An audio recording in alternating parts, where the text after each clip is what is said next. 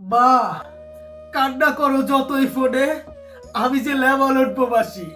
আজ ভীষণ ইচ্ছা করছে তোমার হাতে খাবার খাইতে। মা, ফোন দিলে তো অনেক কান্না করো। বাবা, তুমি দেশে চলে আসো। মা, আমি লেবানন প্রবাসী। রাত বাজে 2টো, এখনো আমি ঘুমাইতে পারি নাই।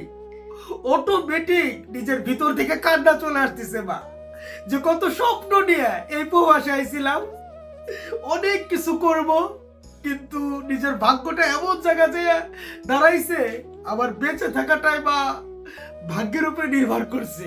আমি জানি না মা আমার কপালে কি আছে, কিন্তু দোয়া করো মা, তোমার হাতে যেন এক মুঠো ভাত খাইতে পারি, তোমার মুখটা যেন বাংলাদেশে যে দেখতে পারি মা। আমি সত্যি এতটা কপাল পুরা, আমি লেবানন প্রবাসী।